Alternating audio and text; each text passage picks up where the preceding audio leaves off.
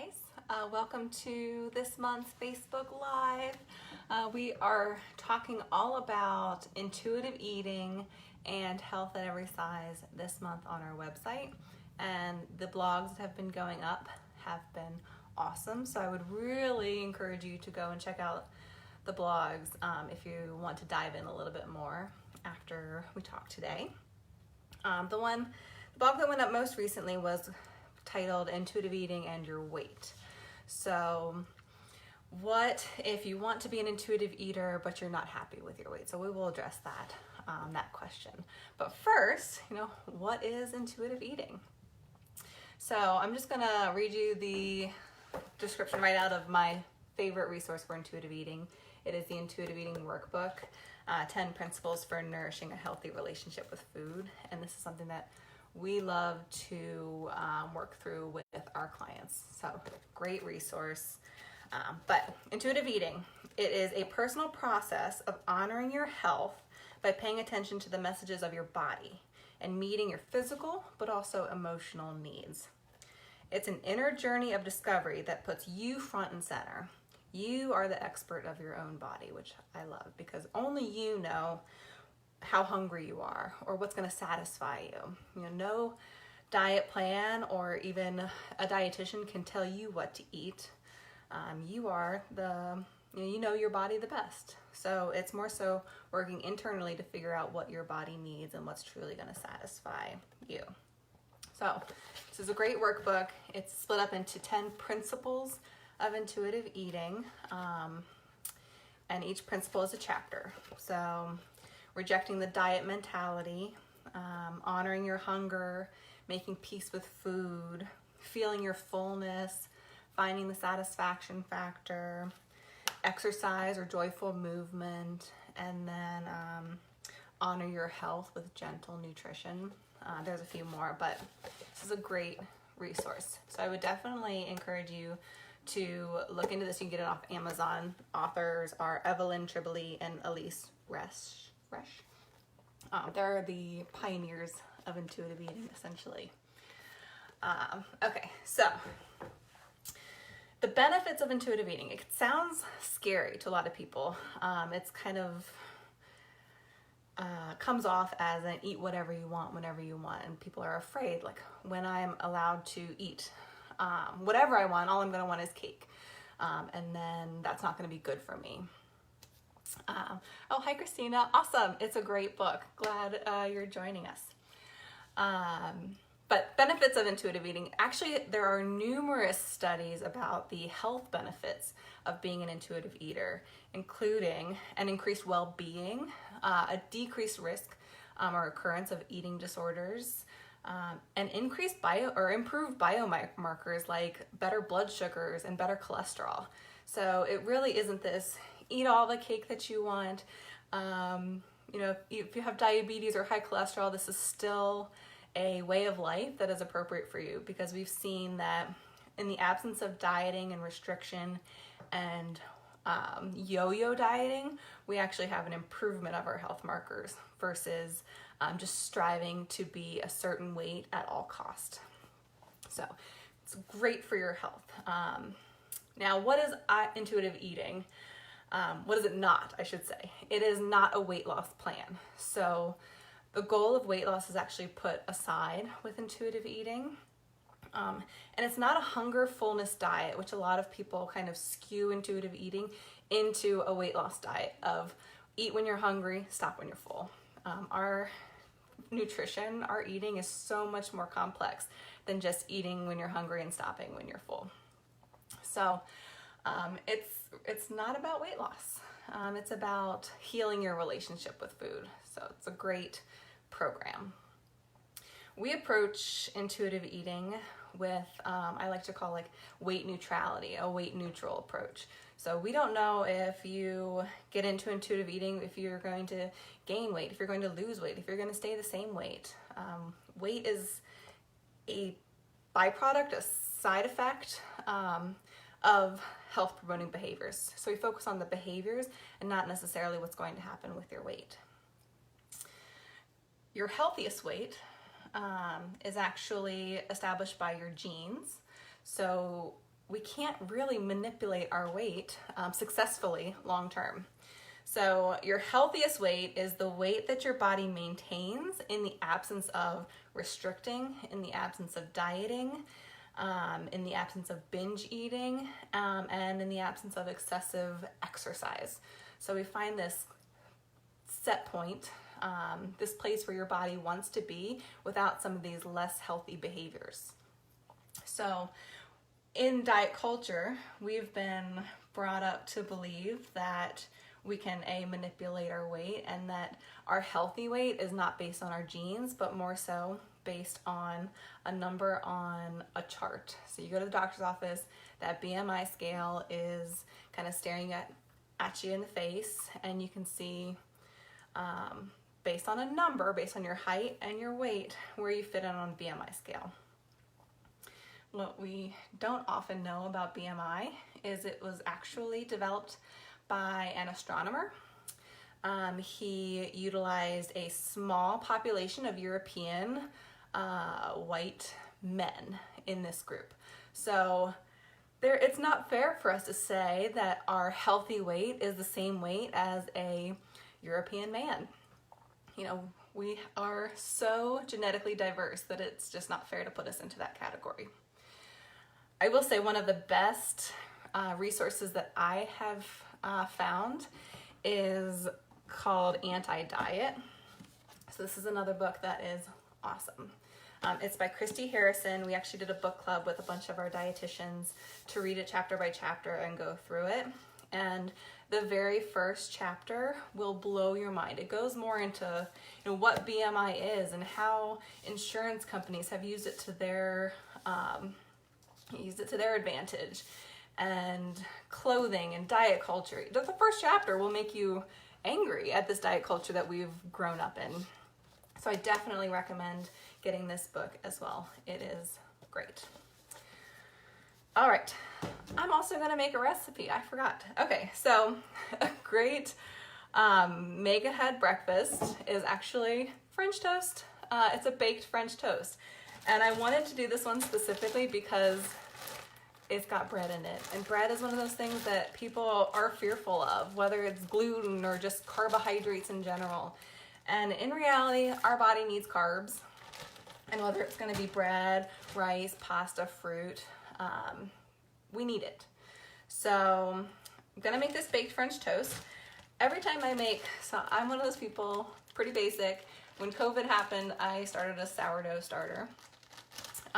So I bake a lot of bread, and half the time we don't eat all of it. So when I'm getting towards the end of a loaf, I cube it up and I stick it in the freezer in a baggie. This happens to be, I was on a cinnamon raisin streak, and I made a lot of cinnamon raisin swirl bread. So this is gonna be a cinnamon raisin baked French toast. You could also do this with regular bread, and like sourdough bread, French bread, whatever. If you don't get all the way through it, chop it up and throw it in the freezer. Also makes great croutons if you do like a white bread or whole wheat bread. But okay, I'm gonna get back to intuitive eating in a second, but I'm gonna start this so that you can all see it. So I'm doing about 4 cups, oh, I forgot this the other time, 4 cups of bread cubes in a loaf pan, just because it's a smaller recipe. I went to get my spray and it's broken. It's brand new, it won't spray. So back to the drawing board. I grabbed a stick of butter and I'm just gonna rub it on the inside.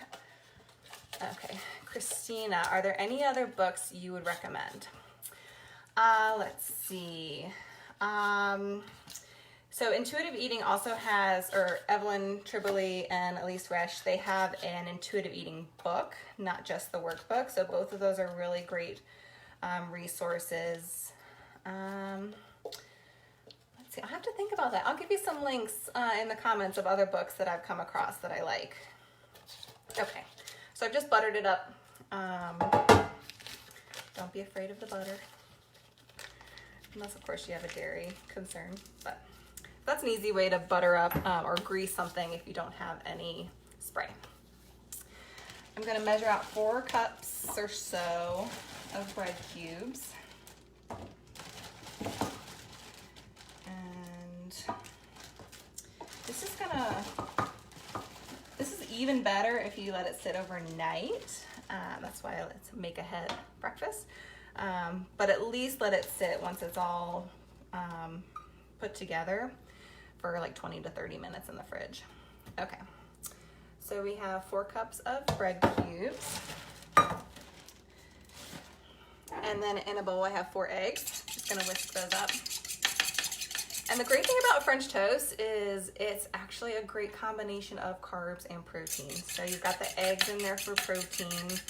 You've got the bread for the carbohydrate. So it's a pretty balanced breakfast.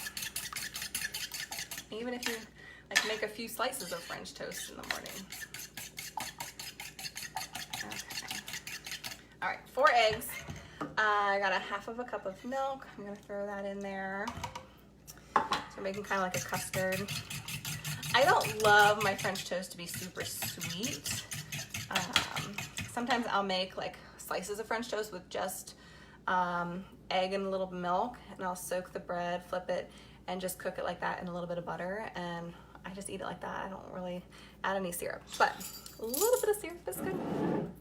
No. I'm gonna add a tablespoon of maple syrup in here for some flavor, for some sweetness. The bread I chose is naturally sweet as well, so we're not gonna need a lot of sweetener.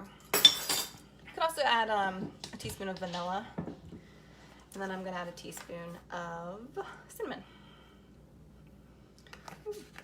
Probably a little more than a teaspoon. That's okay. Okay, so I'm just whisking that up, as you can see. Okay. And then you just pour it over the bread cubes. Like I said, the longer that this can sit and those bread cubes can soak up the custard, the better. Oops, so you can see. Now you could sprinkle it with a little bit of extra cinnamon. Why not? If you want it to be a little bit sweeter, you could take a little bit of sugar and just sprinkle it on the top to get a little caramelization. Just do a little spoonful. If you're watching your sugar intake for your blood sugar, you can forego some of that sweetener. And it goes, well, into the fridge for 20 to 30 minutes at least. And then you're gonna cover it with foil and stick it in the oven. 375. These small portions, like the 4 cups of bread in the loaf pan, took about 30 minutes to bake. Half the time, maybe 15 minutes with foil on it. Take the foil off for the remaining 15 minutes so it can get nice and brown on top. And the final product, a little warm, we have some baked French toast. And it is the perfect start to the day, in my opinion. Cut it out, reheat it, maybe drizzle it with some syrup if you want, or like a little bit of butter on top, and it is so good. So that was your bonus recipe. And the beauty of intuitive eating is, yes, we follow cravings, but we also think about like gentle nutrition. So we know, like, if you have blood sugar concerns, that a combination of protein and carbs is going to be better for your blood sugar.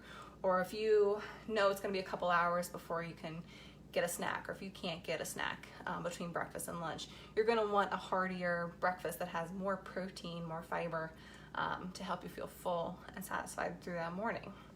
So we use that gentle nutrition piece. It's the last chapter for a reason, but we use that piece to guide some of our food choices with, knowing that some of these choices will help our body feel better. So that's where that comes in, especially if you have like blood sugar concerns. That comes up a lot with my patients because I do counsel a lot of people with diabetes. But okay, so I want to pursue intuitive eating, but I don't like my weight. And that is an extremely valid concern. We live in diet culture. I mean, companies are preying on us for insecurities and making, I don't know if the numbers are in the millions or billions, but they're making tons of money off of those insecurities. There's also stigma for living in a larger body. So doctors don't always take patients as seriously when they're in a larger body. You can't necessarily go to the store down the street to get clothes. You may have to buy your clothes online. There's seats may not be appropriate, they may not fit a larger body, and that's just the stigma that we live in this world. And so it's so valid to want to lose weight. However, with intuitive eating, we put that weight loss goal aside, and that sucks to sit in that kind of realization that maybe my body isn't meant to lose weight, or maybe I'm at my set point and this is the best weight for me. That's going to be a really hard place to come to. But setting aside that goal of weight loss, we can pursue health promoting behaviors. Like I said, your weight may change or it may not, but you can be healthier without that weight number changing. Blood sugars can improve, cholesterol can improve, blood pressure can improve, and weight not change at all. And that's part of that health at every size, where we can pursue health regardless of what our body weight is. So it's not easy to set aside that weight loss goal, but it really is necessary to truly pursue food freedom. We may never love the bodies that we're in, but we can respect them and fuel our bodies appropriately. So like restricting is not necessarily respecting our body, or over-exercising is not respecting our body. So that body respect definitely needs a team of a dietitian, a therapist to pursue that, but it's not something you'll regret. Another thing that I typically recommend is creating kind of an anti-diet bubble, and Chrissy Harrison talks about it in her book, where you set boundaries with family and friends. So maybe it's no diet talk, or we're not going to talk about my weight. If you have someone who in particular kind of confronts you about your weight not being healthy, you can change your social media. That can be have a huge impact. So unfollowing anyone who doesn't make you feel good about yourself. Like if you see a post and you're like, man, I wish I could be like, or I wish I could do XYZ, or this doesn't make me feel great about myself, unfollow them. Or if they're a friend, just mute them, or restrict what you see on your news feed.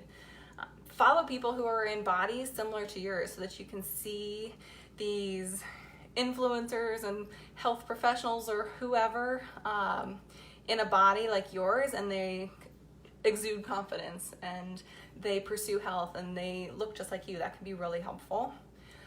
And then working with an intuitive eating RD, as well as a therapist who is in tune with health at every size, or disordered eating, can be extremely helpful. So accepting your body as good, it is worthy as it is, and throwing out the scale is a journey that you won't regret. So thank you for listening to my soapbox. I hope everyone enjoyed my little talk on intuitive eating. Like I said, the blogs that have gone up this month are all about intuitive eating. Go check them out. The one that went up on yesterday, Intuitive Eating and Your Weight, goes over some of the things that we talked about, but goes into it a little bit more depth about set point and genetics. I definitely recommend it. And then I'll put up my French toast recipe so that everyone can see it as well. All right, guys. Hope everyone is having a wonderful Tuesday. We'll see you next month. Bye, guys.